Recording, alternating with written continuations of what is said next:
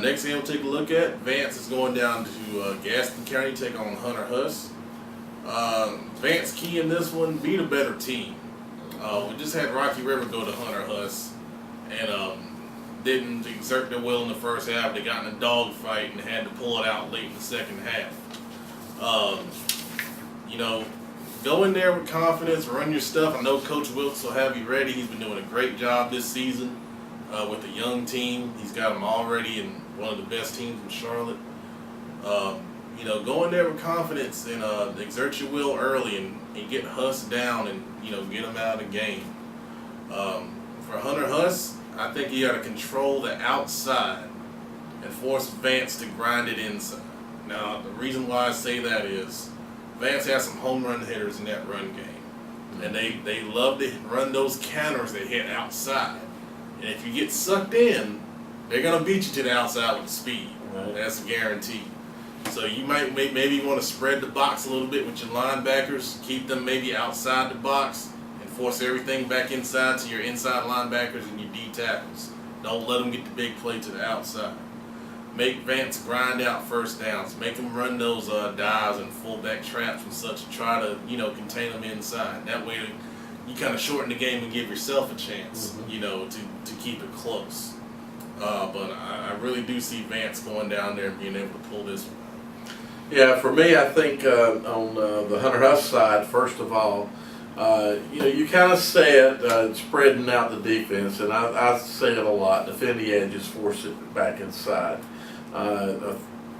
Vance is going to be able to hit you and hurt you with their players on the edges, so you don't want to let those kids, that number 7 kid, now I should remember his name now, but it's ingrained in my head. Yeah, really impressive with his speed and his footwork, and so I think defensively you're going to need to defend the edges to the utmost and try to force things back inside. And that means that you DT. Okay, and then if I'm Vance, on the Vance side of the ball, you do what you do best, and that's run the ball, run to the edges, get your players in space, pass some. Defensively, defensive line, step up, play aggressive, put the pressure on. You guys can make it all happen, and I think the key would be, again, to have a aggressive front line. All right, good deal. Now we're going to take a look at Myers Park going up to North Mecklenburg in a game that I think could be a pretty good one. Key for Myers Park, I think you got to burn North Meck on the blitz. North Meck is an aggressive defensive team. They'll show you a couple different looks. They ran some amoeba defense when they played East Meck 2 weeks ago. Myers Park has the capability of throwing the ball and throwing it well. And I think if you catch North Meck in those blitzing situations, you have a chance to make some big plays. Key for North Meck, you got to have better pass protection and you got to be more consistent run blocking. 2 things I saw when they played East Meck. Quarterback for North Meck had to get out of the pocket a lot. He made some plays with his feet and made some plays with his arm. That was a good job. But you're facing the Myers Park team that's a lot better than East Meck. If you don't protect against Myers Park, because they like to be aggressive as well, they'll bring some blitzes also. And if you don't protect against them, and if you don't improve your run blocking, it's going to be tough to move the ball against an aggressive defense like that. North Meck will run those off-tackle traps a lot.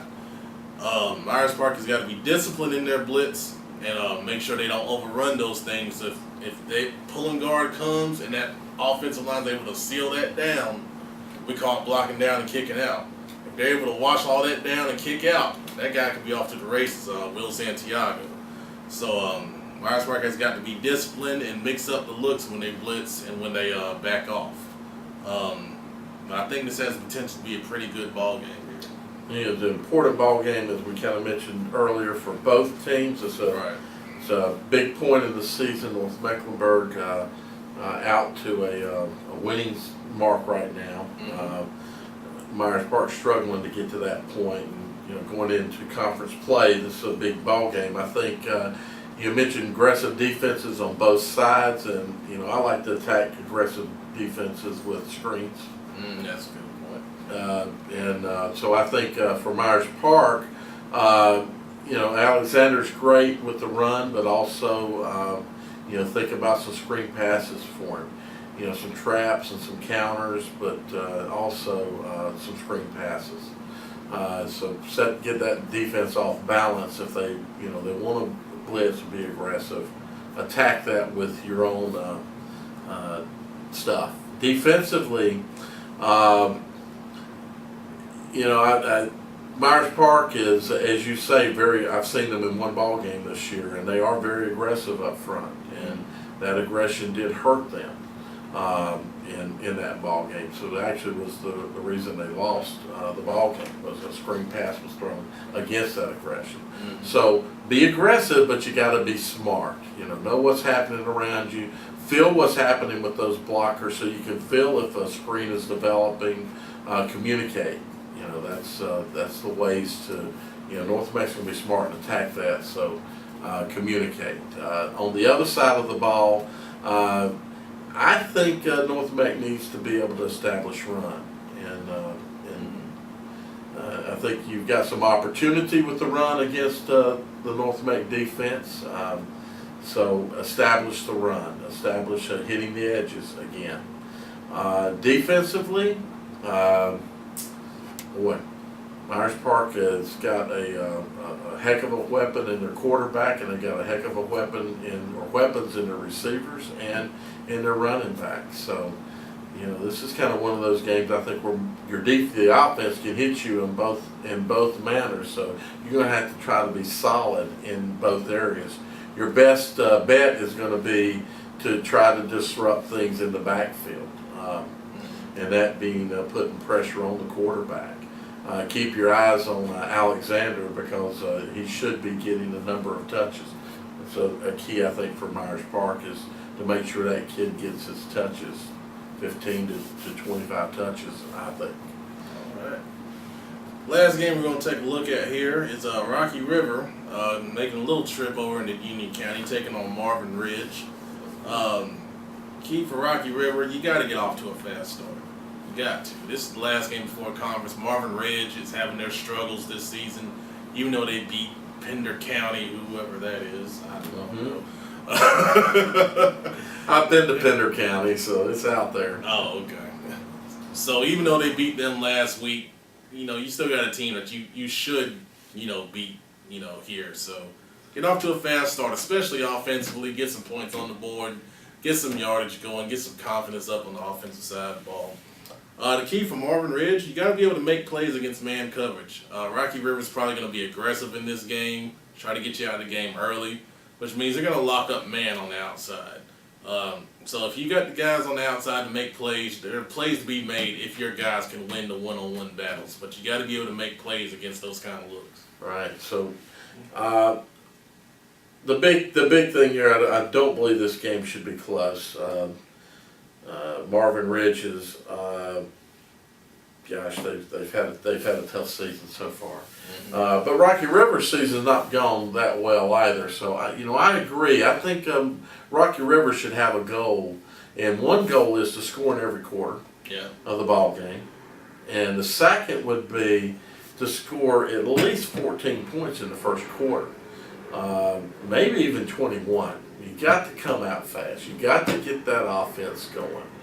I'm tired of hearing about what you might have, and let's see it.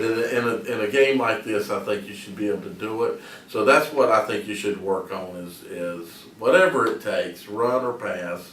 You need to score, and score often, quickly.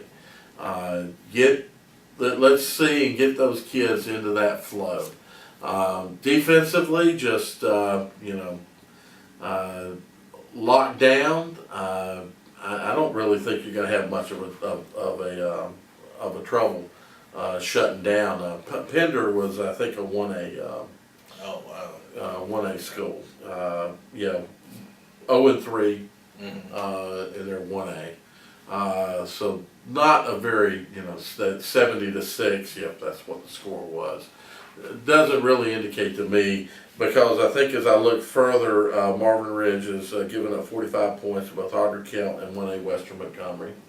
So they've given up a lot of points. So defensively, you need to play a little more sound. Rocky River, just, be aggressive, lock down on defense, be aggressive on offense, score quickly. Don't be afraid to take some chances on defense early. So, try to get them out of the ball game. And on the flip side, I think Marvin Ridge needs to maybe think about taking some chances on offense. Like you say, Rocky River probably come out maybe man. They'll be aggressive. So, take some chances. Find some gimmick plays even, but try to score early and offset what I think Rocky River may try to come out and do. All right, that's what we think about week 5. Thanks for watching, guys. Are you still here? We don't know. Let us know. We gotta do something to spice this up.